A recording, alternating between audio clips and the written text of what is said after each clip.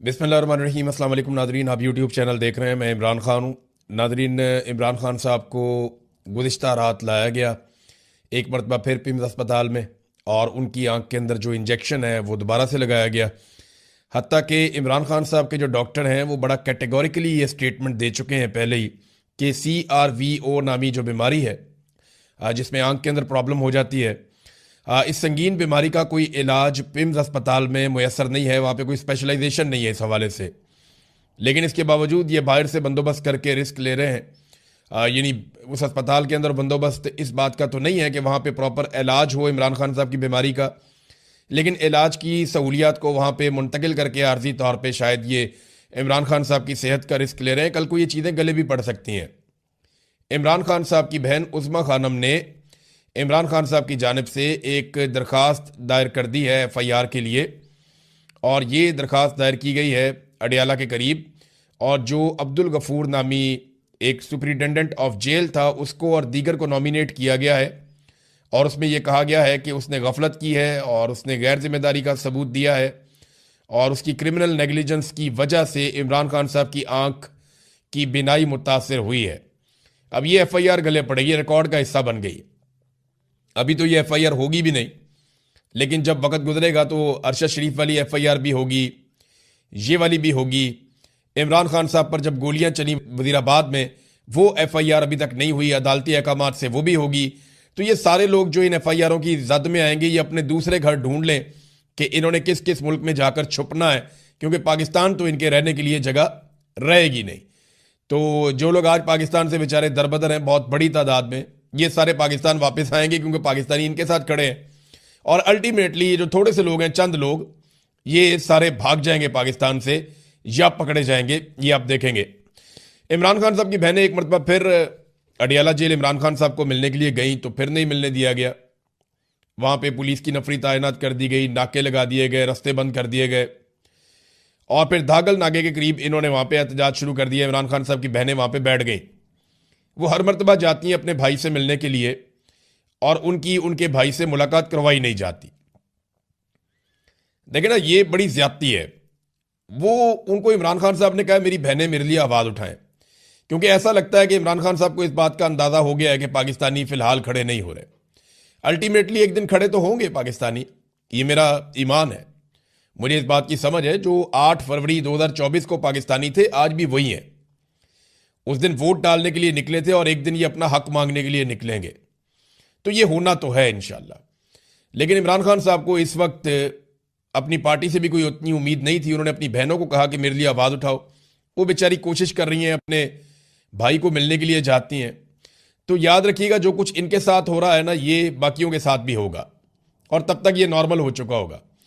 ये नौरीन खानम है, नौरीन न्याजी इमरान खान साहब की बहन है, और हसान न्याजी की वालदा भी हैं। ये वहाँ पे नाके से हटके एक इमारत के अंदर जाकर नमाज अदा करना चाहती थी। तो वहाँ पे वो उन्होंने नाले खोदे हुए हैं, और काफ़ी कंस्ट्रक्शन का सामान, पत्थर वगैरह पड़े हुए हैं।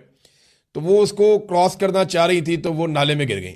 वो खुश्क नाला है, उनको चोटें आई, वो वहाँ पे गिर गई। और लेकिन अल्लाह ताला ने किया कि कोई बड़ा नुकसान नहीं हुआ। लेकिन वहाँ पे जो सद्दफ अब्बासी साहिबा थी, वो बहुत बुरी तरह गिरी हैं। उन्होंने जो है वो नौरीन खानम का हाथ पकड़ा हुआ था, और वो मुंह के बल गिरी हैं। उनको ज़्यादा चोट लगी, उन्हें अस्पताल मुंतकिल भी किया गया है। तो एक मरतबा फिर पुलिस ने, इंतज़ामिया ने रास्ते बंद किए और इनको एक साइड पे धकेल दिया, और फिर वो एक नाले के अंदर गिरी हैं।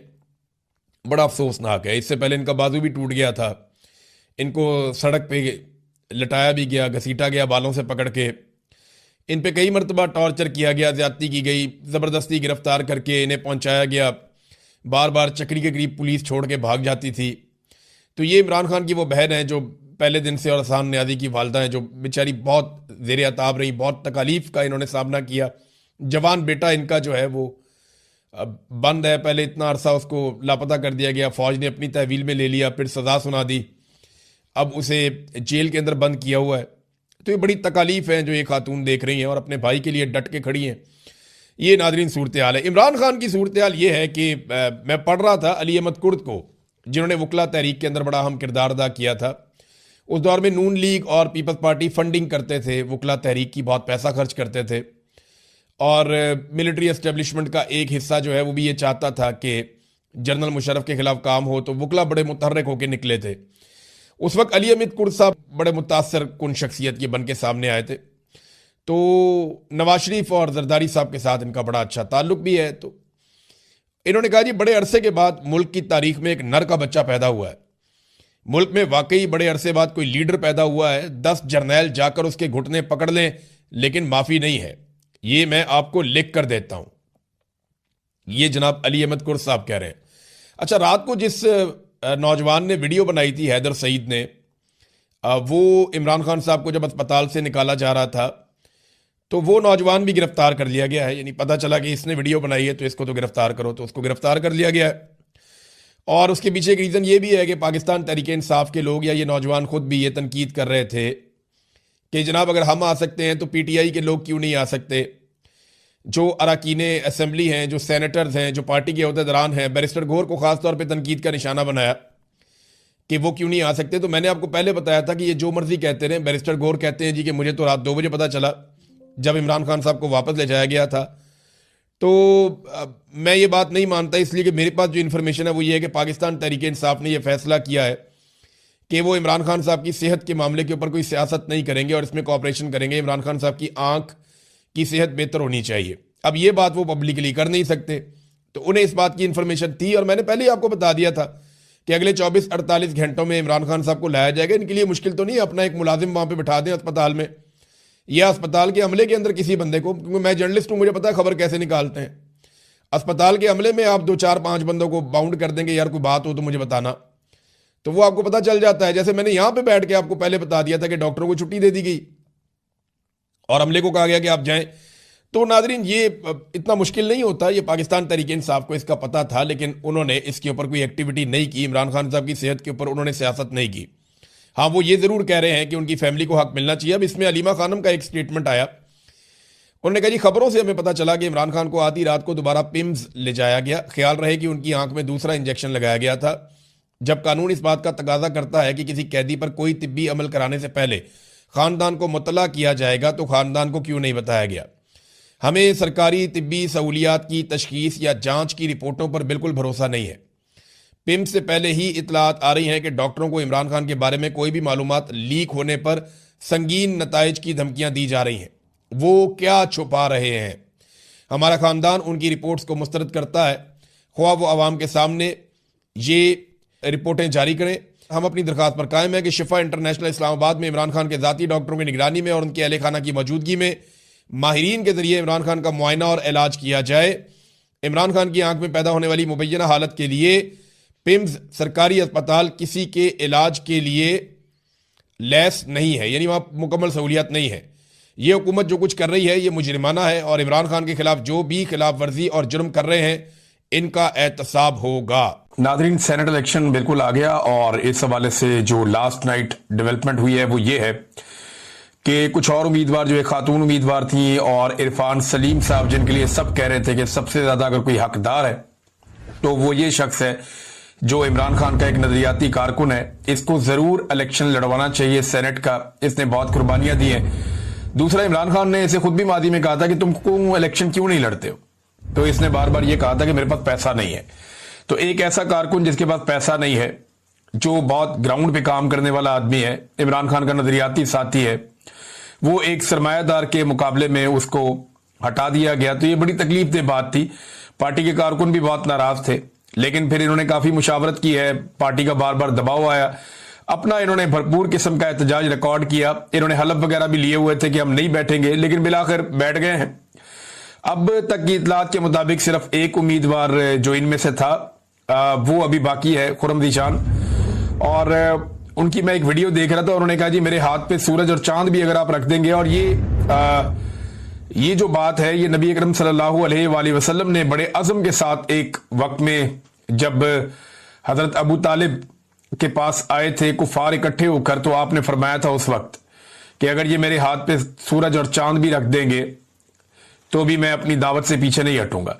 तो इस पे शायद इसी निस्बत से या ऐसे ही कुछ सोचते हुए खुर्रम ज़ीशान साहब ने ये बात की थी। मैं उनकी वो वीडियो देख रहा था, लेकिन ये ज्यादातर लोग बैठ गए हैं।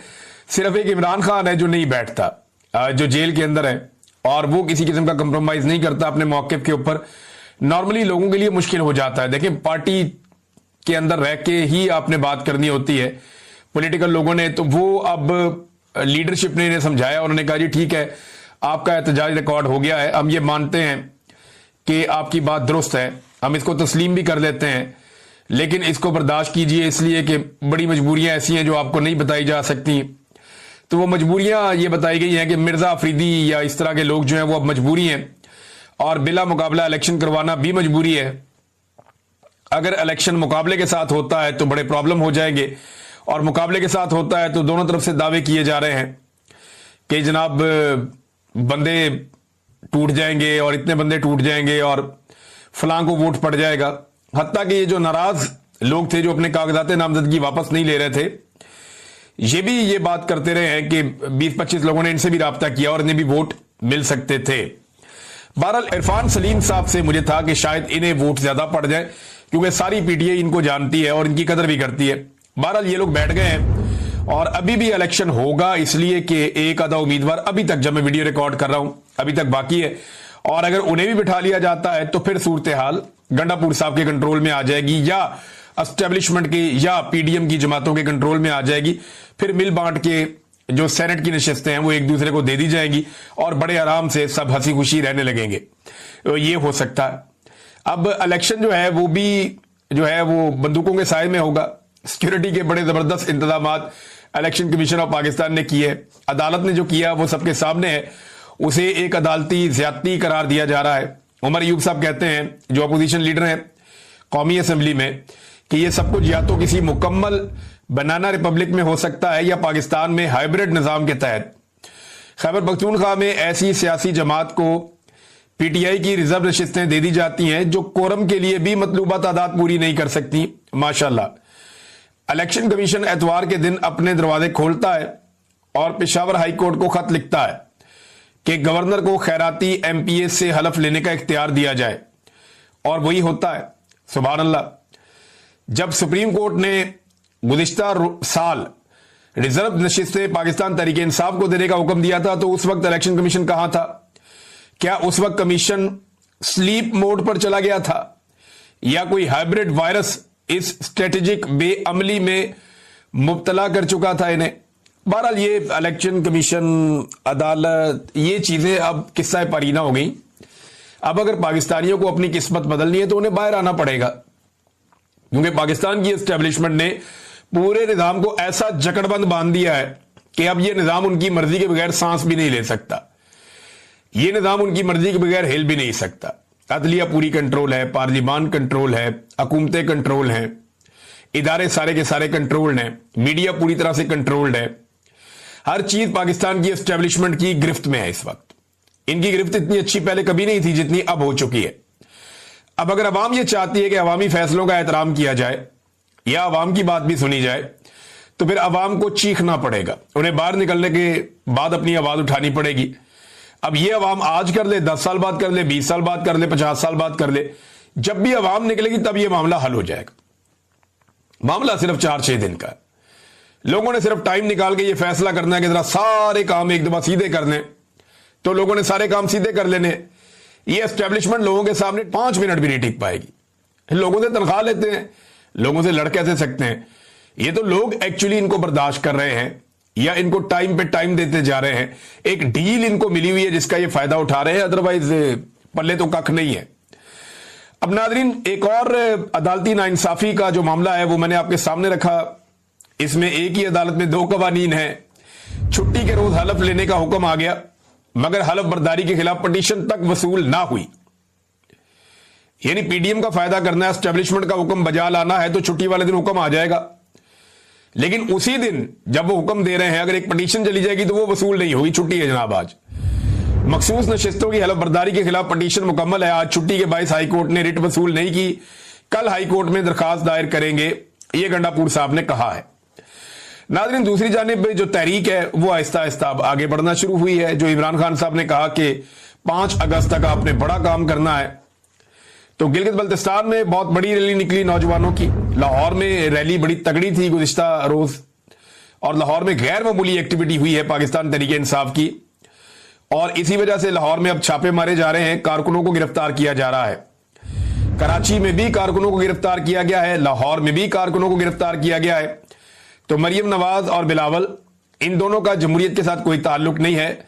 अगर जमहूरी अंदाज में किसी सियासी जमात के वर्कर्स पुरअमन तौर पे निकलकर अपनी रैली निकालते हैं या एहतजाज करते हैं, तो बिलावल और मरियम नवाज दोनों डंडा चलाते हैं और पुलिस की फोर्स को इस्तेमाल करते हुए रियासती जबर के जरिए से नौजवानों को गिरफ्तार करते हैं। यह चीज सिर्फ रिकॉर्ड का हिस्सा रहना चाहिए, ताकि कल को जब ये चीखें और चिल्लाएं तो इन्हें यह दिखाया जाए कि आपने ये किया था। और कराची के अंदर भी एहतजाजी रैलियां हुई हैं, सिंध में, दीगर जगहों पे, एबटाबाद में, शबकदर में, पेशावर में और बहुत सारी जगहों में, बलूचिस्तान में भी। तो पाकिस्तान तहरीक-ए-इंसाफ आहिस्ता आहिस्ता मोमेंटम बनाने की कोशिश कर रही है, उनकी लीडरशिप, और वो ये कह रहे हैं कि ये लीडरशिप जो है वो गेन करेगी एक मोमेंटम तहरीक का, लेकिन देखना है कि कितना गेन करते हैं। अभी तक वो बात नहीं बनी जैसी गुज़िश्ता साल थी।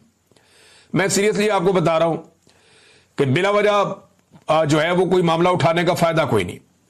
जैसे ये तहरीक पिछले साल एक तेजी से आगे की तरफ बढ़ रही थी, या लोगों को लीडरशिप से जो उम्मीद थी पिछले साल, वो इस साल नजर नहीं आ रही। गंडापुर साहब ने इतने वादे किए